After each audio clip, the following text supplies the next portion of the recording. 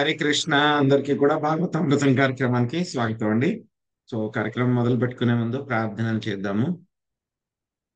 ఓం నమో భగవతే వాసుదేవాయ.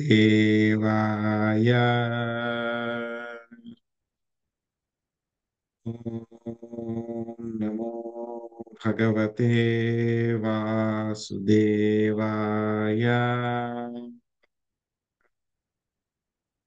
ఓం నమో భగవతే వాసుదేవాయ.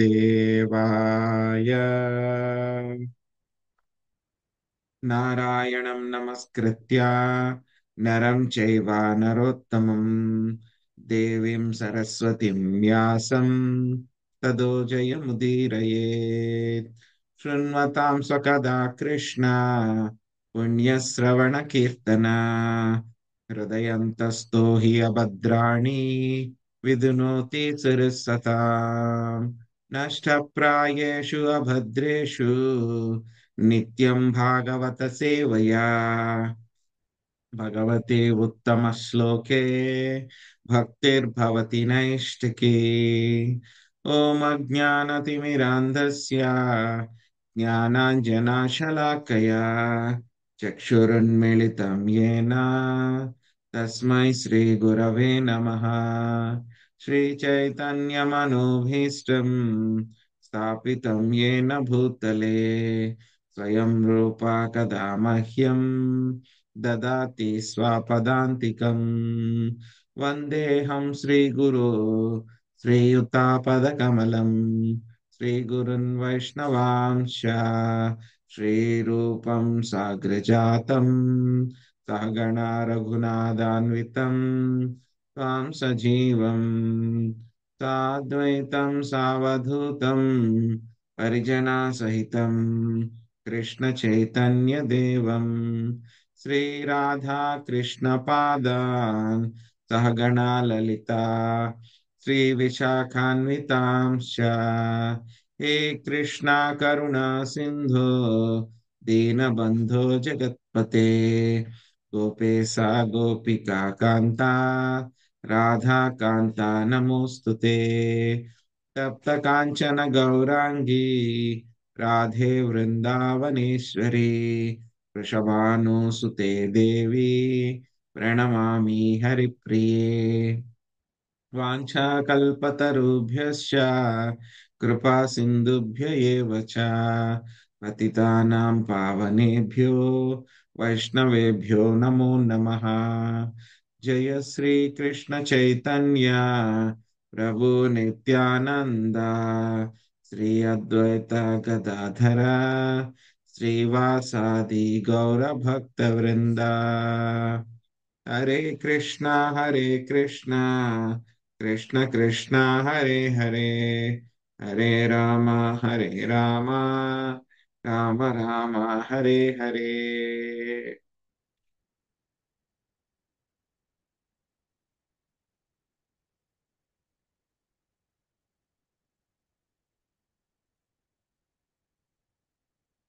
హరే కృష్ణ.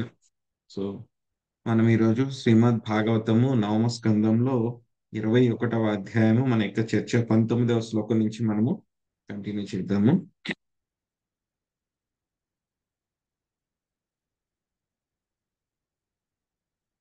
గర్గాచినస్తో గార్గ్య క్షత్రాద్ బ్రహ్మ హ్యవర్తత దురితక్షయో మహావీర్యాత్ తస్య త్రయ్యారుణి కవిః పుష్కరారుణిరిత్యత్ర ఏ బ్రాహ్మణా గతిం గతాః బృహత్క్షత్రస్య పుత్రో దస్తియుద్ధస్తినాపురం. శశికళ మాతాజీ అనువాదం చదవండి.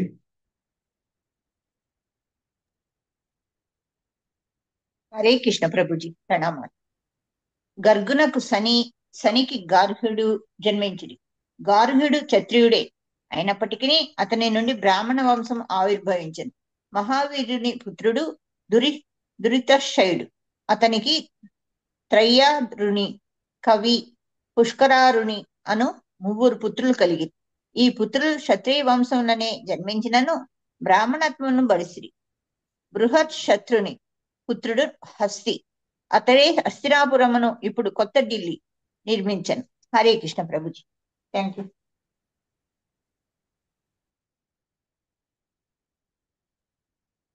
అజామీడో ద్విమీఢశ్చ పురుమీఢశ్చ హస్తినః అజామీఢస్య వంశ్యాః స్యుః ప్రియా మేధాధయో ద్విజ. లక్ష్మీ మాతాజీ చదవండి. జీ. హరే కృష్ణ ప్రభుజీ. దండవత్ ప్రణామాలండి. హస్తికి అజమీడు ద్విమీడు పురుమీడుడను ముగ్గురు పుత్రులు కలిగిరి.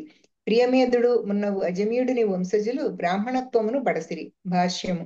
బ్రాహ్మణులు, క్షత్రియులు, వైశ్యులు, శూద్రులనడి వర్ణ వ్యవస్థ గుణకర్మములను అనుసరించి రచింపబడినదనడి భగవద్గీత వాక్యమునకు గుణకర్మ విభాగ సహా ఈ శ్లోకము నిదర్శనము నొసగుచున్నది.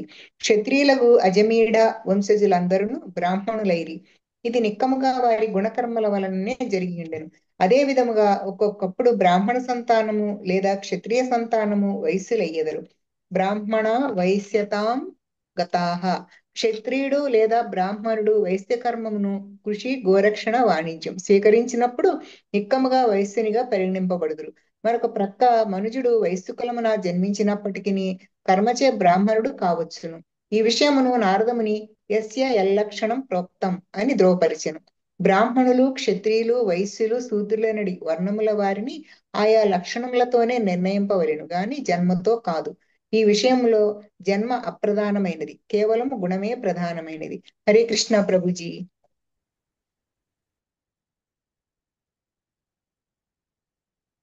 అజమీడాద్ బృహద్దిషు స్తస్య పుత్రో బృహద్దనుః బృహత్కాయస్తతస్తస్య పుత్ర ఆసీత్ జయద్రథః తత్సుతో విసదస్తస్య సేనజిత్ సమజాయత రుచిరాస్వో దృఢాహానుః కాశ్యో వత్సశ్చ తత్సుత.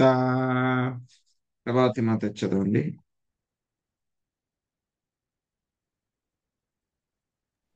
హరే కృష్ణ ప్రభుజీ. అజమీడుని పుత్రుడు బృహదిషు, అతని పుత్రుడు బృహద్దనువు. బృహద్దనువు పుత్రుడు బృహత్కాయుడు, అతని పుత్రుడు జయద్రథుడు. 23. జయద్రథుని పుత్రుడు విశదుడు, అతని పుత్రుడు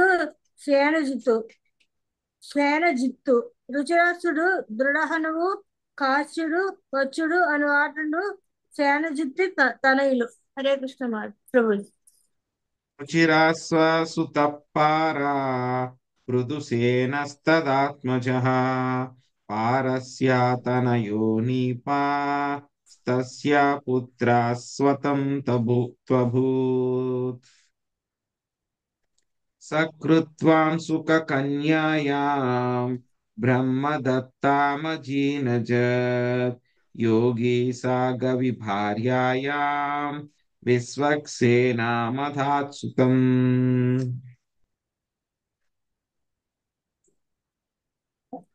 సుభరత్నం మాతజీ ఈ 2 శ్లోకాలు అనువాదం చదవండి. భాష్యం సుబ్రహ్మణ్య ప్రభుజీ చదవండి.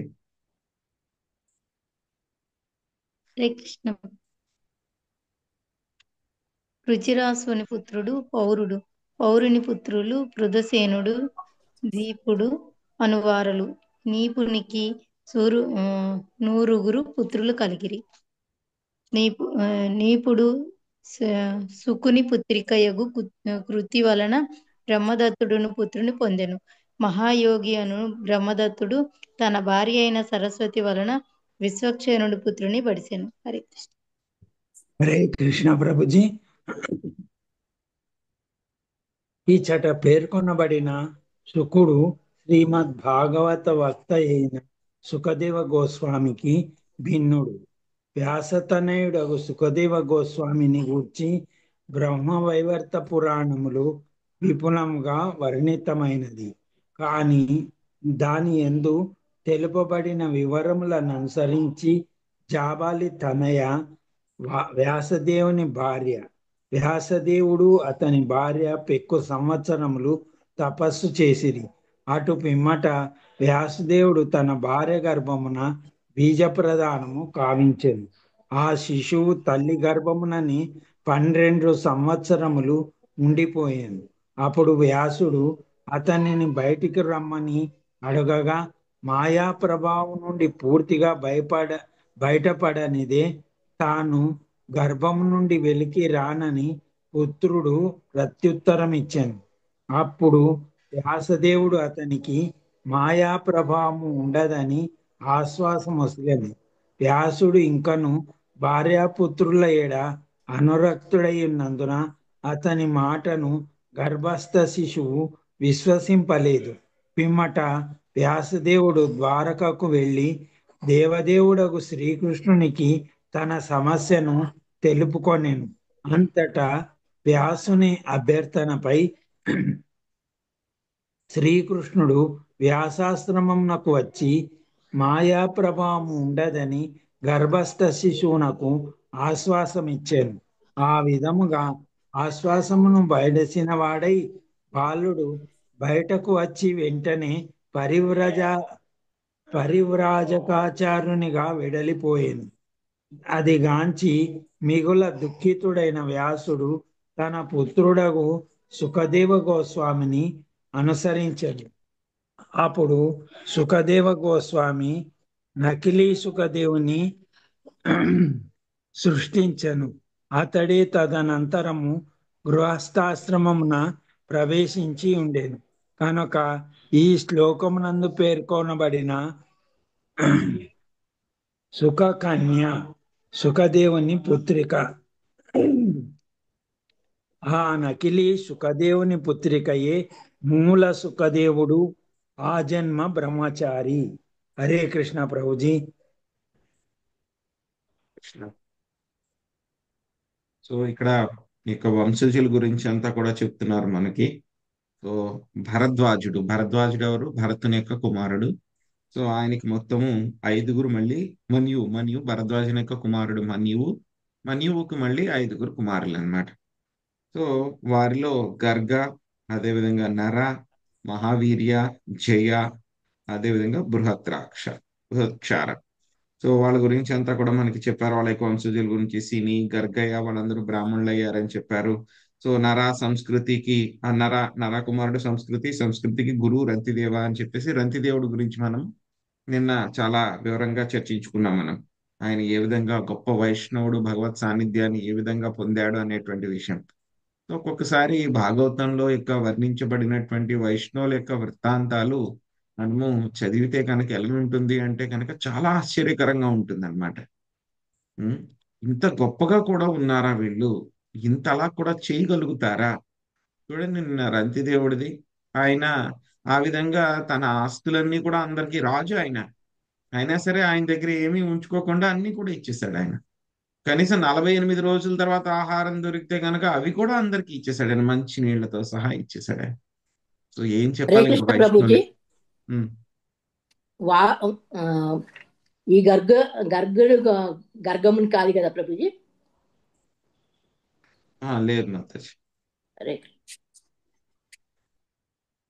సో వాళ్ళ యొక్క గొప్పతనం ఎలా ఉంటుంది అంటే కనుక ఇంకా చెప్పలేం అనమాట. సో ఇంతకు ముందు చూడండి, ఎలా అయితే భరత మహారాజు గురించి అంతటి శక్తివంతమైన రాజు మళ్ళీ పుట్టాడు, మళ్ళీ ఆ తర్వాత మళ్ళీ పుట్టలేదు, నా భూతో నా భవిష్యత్ అని చెప్పారనమాట. సో అలాగా ఇక్కడ తర్వాత మళ్ళీ మని యొక్క ఇంకొక కుమారుడు బృహత్రాక్షుడు. సో ఆయన యొక్క కుమారుడు హస్తి అన్నమాట. ఆయనే హస్తినాపురాన్ని నిర్మించారనమాట. సో తర్వాత హస్తినాపురం అదే అయింది. సో ఆయన పేరు మీదే అది హస్తినాపురం అయింది అనమాట. సో ఎలా అయితే కనుక ప్రస్తుతం జైపూర్ కా పేరు ఎలా వచ్చిందంటే కనుక జైసింగ్ అనేటువంటి రాజు ఒక ఆయన ఆ యొక్క సిటీని నిర్మించాడు ఆయన. సో అందుకని ఆయన పేరు మీదే ప్రస్తుతం జైపూర్ వచ్చింది అనమాట పేరు. సో అదే విధంగా హస్తి అనే ఆయన నిర్మించాడు కాబట్టి ఆ యొక్క సిటీ ఏమైపోయింది తర్వాత హస్తినాపురం అయిపోయింది అనమాట. అదే మన యొక్క ఢిల్లీ అనమాట. యొక్క హస్తి యొక్క కుమారులు మళ్ళీ 3 అన్నమాట. సో వాళ్ళు అజమీడు, ద్విమీడు, తర్వాత పురుమీడు అన్నమాట. సో తర్వాత పురుమీడికి కుమారులు లేరు. సో అజామిడాకి మళ్ళీ 3 కుమారులు అన్నమాట. నీల, ప్రియమేడ, సో మిగతా బ్రాహ్మణులు అందరూ కూడాను, తర్వాత బృహదాశు. సో బృహదీషు తర్వాత మళ్ళీ బృహద్భాను, తర్వాత బృహత్కాయ, జయద్రథ, విషాద, సేనజిత్, తర్వాత రుచిశ్రవ, పర, పృథుసేన, నీప. నీపాకి 100 మంది కుమారులు, తర్వాత మళ్ళీ బ్రహ్మదత్తుడు అనేటువంటి ఆయన అన్నమాట.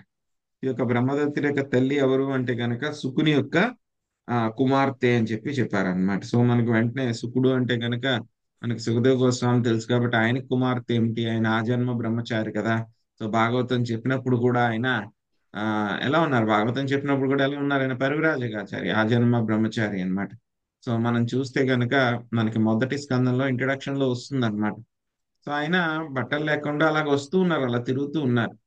సో స్త్రీలు, కొంతమంది చిన్నపిల్లలు కూడా ఆయన ఆట పట్టిస్తూ ఆయన వెనకాల తిరుగుతూ ఉన్నారు.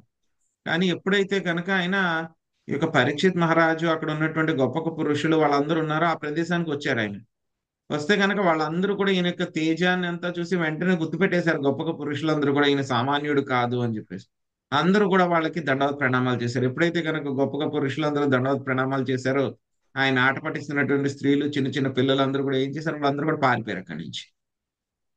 సో ఇది సుఖదేవ్ గోస్వామి అన్నమాట. ఆయన యొక్క స్థాయి అన్నమాట అది.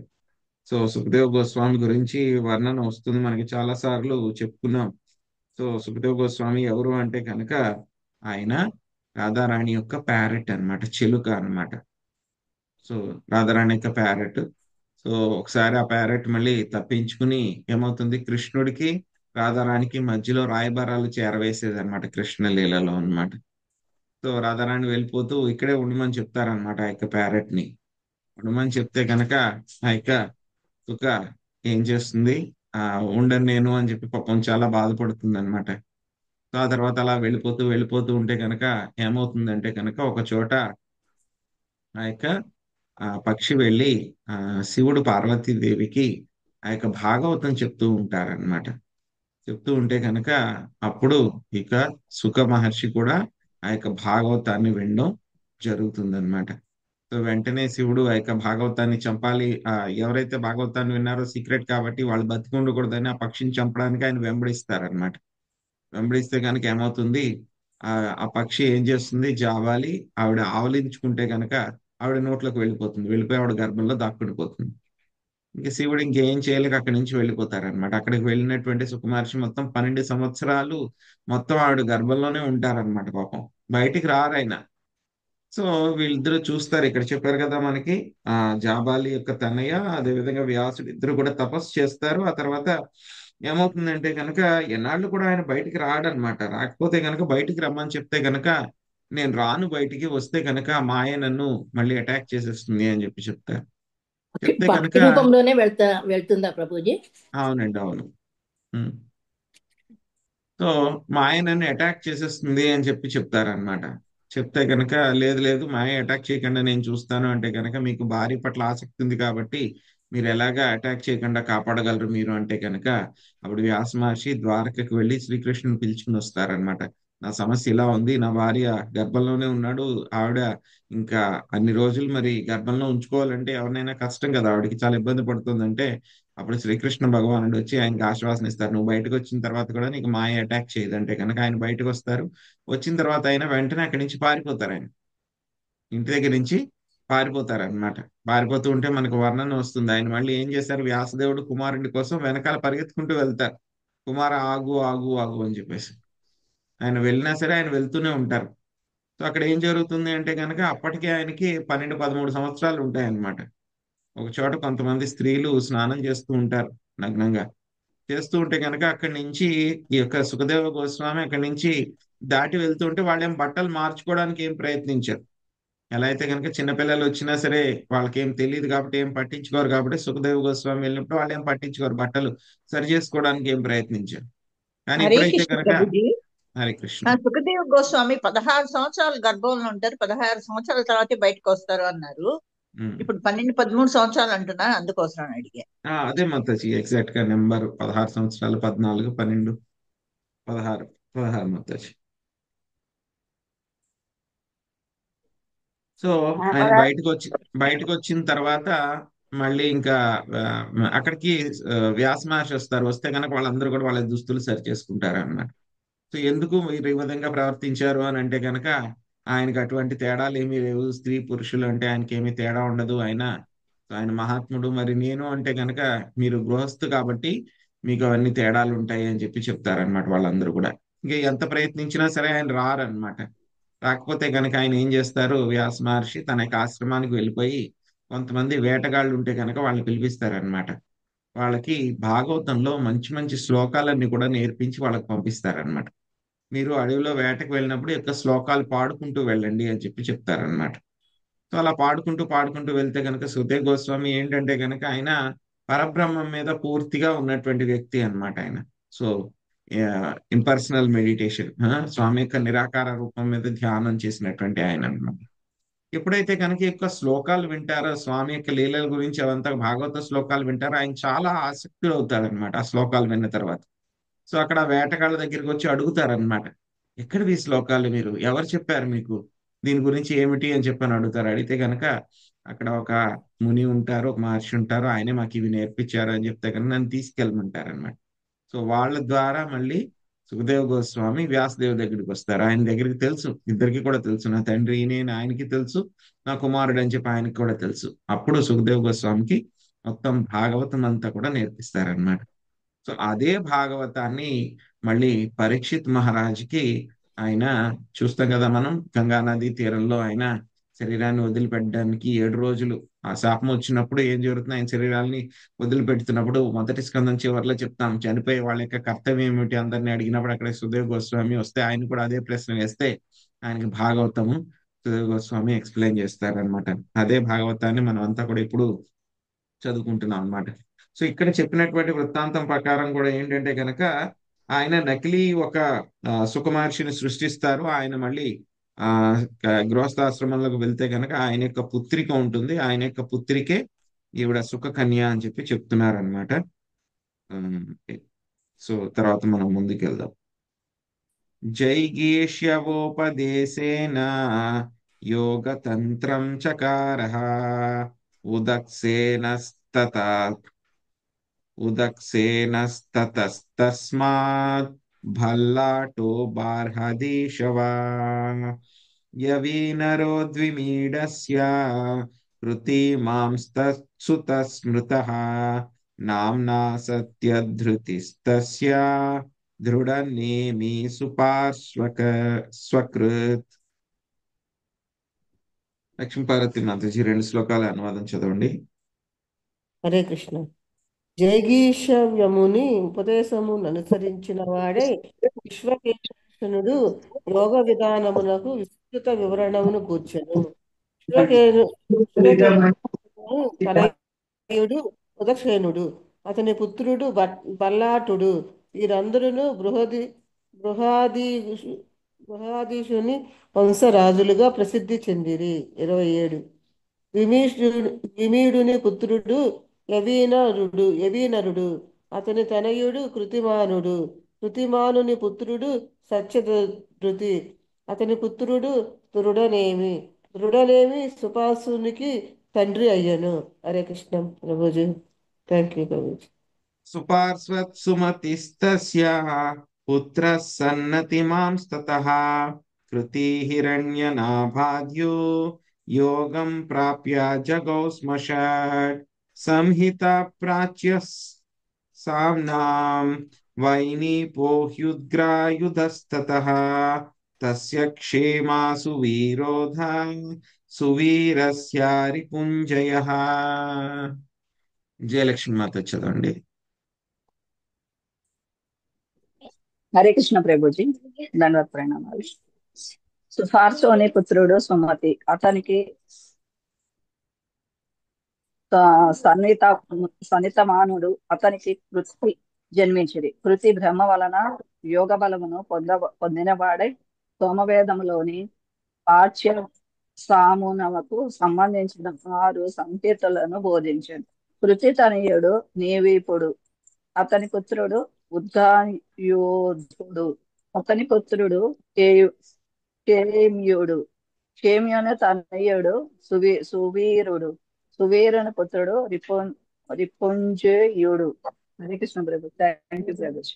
తతో బహూరదో నామ पुरुमीढो प्रजोऽभवत् नलिन्यामाझमीडस्य नीलः सुतत्सुता शान्ते सुतान्तिस्तत्पृतः पुरुजोर्कस्ततोऽभवत् भर्म्या स्वस्तनयस्तस्य पाञ्चसन्मुद्गलादय यवीनरो बृहद्दिस्वा काम्पिल्लः सञ्जया सुता भर्म्या स्वाप्राह पुत्रा मे पञ्चानां रक्षणाय हि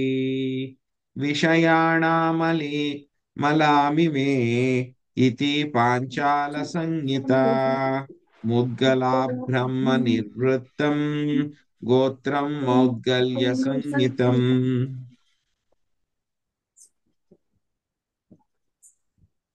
వాసవి మాత చదవండి. హరే కృష్ణ ప్రభుజీ. ప్రభుజీ 26, 27 ప్రభుజీ. 31 మాతాజీ. 30 నుంచి మాతాజీ. 30, 31. హరే కృష్ణ ప్రభుజీ. త్రిపుంజయునకు బహురథుడు జన్మించెను. పురుమూఢుడు సంతానహీనుడు అయ్యెను. అజమీడునకు భార్యయగు నలిని వలన నీలుడను పుత్రుడు కలిగెను. నీలుని పుత్రుడు శాంతి. 31. శాంతి తనయుడు సుశాంతి. అతని పుత్రుడు పురుజుడు.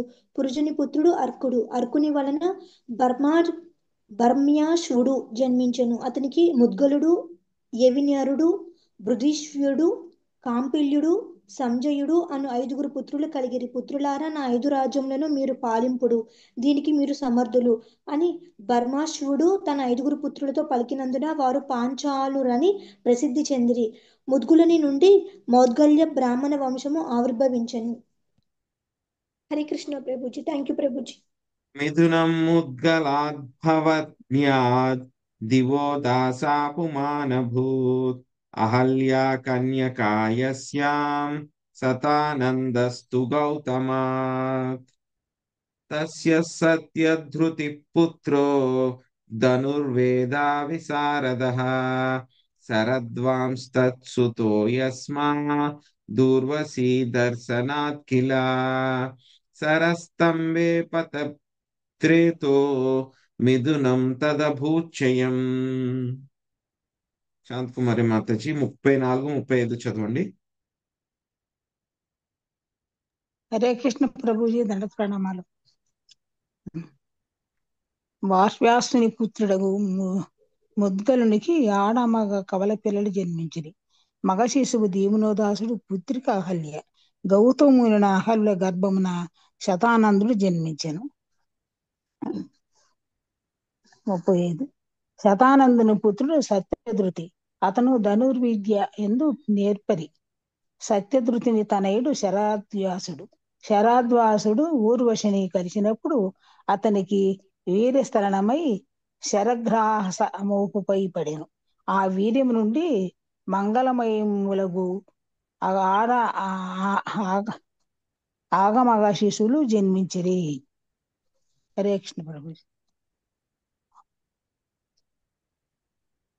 దృష్ట్వా కృపయా గృహ్ణా శాంతనుర్మృగయాం చరణ్ కృపః కుమారః కన్యా చ ద్రోణపత్న్యా భవత్కృపీ. లక్ష్మీ మాతాజీ చదవండి. హరే కృష్ణ ప్రభు. శాంతను మహారాజు వేటకు వెళ్ళినప్పుడు ఆ ఆడమగ శిశువుల జంట అరణ్యమునందు పడియుండుటను గాంచి దయాహృదుడైన వారిని ఇంటికి తెచ్చెను. తదనంతరము మగ శిశువు కృపుడు, ఆడ శిశువు కృపి ఎను నామముతో తెలియబడిరి. కృపి ద్రోణాచార్యునికి పత్ని అయ్యెను. శ్రీమద్ భాగవతం నందలి భరతవంశము అను నవమస్కందములోని 21వ అధ్యాయమునకు భక్తి వేదాంత భాష్యము సమాప్తం. హరే కృష్ణ హరే కృష్ణ కృష్ణ కృష్ణ కృష్ణ హరే హరే హరే హరే హరే రామ హరే హరే రామ రామ రామ రామ రామ రామ హరే హరే హరే హరే హరే కృష్ణ ప్రభు ధన్యవాదాలు. హరే కృష్ణ. సో ఇక్కడ చూస్తే కనుక కొంతమంది త్రేతాయుగంలో ఉన్నారు, కొంతమంది ద్వాపర యుగంలో ఉన్నారు. సో టైం పీరియడ్ చాలా తేడాగా ఉంది అనమాట. వీళ్ళకి ఆ వంశం గురించి అంతా కూడా ఈ లెక్క వంశం గురించి అంతా కూడా మనకి చెప్పినా సరే ఇవన్నీ కూడా ఏంటంటే కనుక టైం ల్యాప్స్ లో ఉన్నాయి. ఇవన్నీ కూడా వరుసగా లేరు. అందరూ కూడా కొంచెం ముందు వెనకాల కొంచెం ముందు అలాగా ఉన్నారనమాట.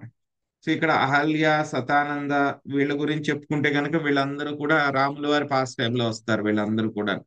సో సతానంద ఎవరు అంటే కనుక జనక మహారాజుకి ఆయన గురువు కింద ఉంటారన్నమాట సతానంద. సో అహల్యని ఎవరు ఉద్ధరిస్తారు? రాముల వారు ఉద్ధరిస్తారు. సో శాపం వస్తుంది కదా అహల్యకి, గౌతముడు శాపం ఇస్తారు కదా రాయి కింద అయిపోమని. సో ఆవిడికి మళ్ళీ రాముల వారి యొక్క పాద స్పర్శ వల్ల మళ్ళీ ఆవిడికి ఆ ఉద్ధారం జరుగుతుంది అనమాట ఆవిడికి. సో అదే వంశంలో అన్నమాట సతానంద, సత్యధృతి, శరద్వాన వంశంలో మళ్ళీ కృపాచార్యుడు ఇద్దరు దొరుకుతారు. సో కృపాచార్యుడు మళ్ళీ ఎక్కడ ఉంటారు? మళ్ళీ మహాభారతంలో వస్తారు వీళ్ళిద్దరూ కూడా. ఎప్పుడైతే కనుక పరీక్షిత్ మహారాజుని రాజుని చేసి వెళ్లాల్సి వచ్చినప్పుడు యుధిష్ఠిర్ మహారాజు ఏం చేస్తారు? కృపాచార్యుడి యొక్క ఆధ్వర్యంలో ఆయన యొక్క రక్షణలో పరీక్షిత్ మహారాజును ఉంచి ఆయన వెళ్ళిపోతారన్నమాట. సో మహాభారత యుద్ధంలో కౌరవుల వైపు నుంచి ముగ్గురు మాత్రమే మిగులుతారన్నమాట. అశ్వత్థామ, కృపాచార్యుడు, సో ఇంకొక అతను మాత్రమే, ముగ్గురు మాత్రమే మిగులుతారన్నమాట మొత్తం కౌరవుల వైపు నుంచి. అందులో కృపాచార్యుడు ఒక ఆయన అన్నమాట. సో కృపాచార్యుడు, కృపి ఇద్దరు కూడా అన్నమాట కవల శిశువులు. సో అందులో కృపిని మళ్ళీ ఎవరు వివాహం చేసుకుంటారు? ద్రోణాచార్యుడు వివాహం చేసుకుంటారు అనమాట. వాళ్ళిద్దరి యొక్క సంతానం ఎవరు? ఆ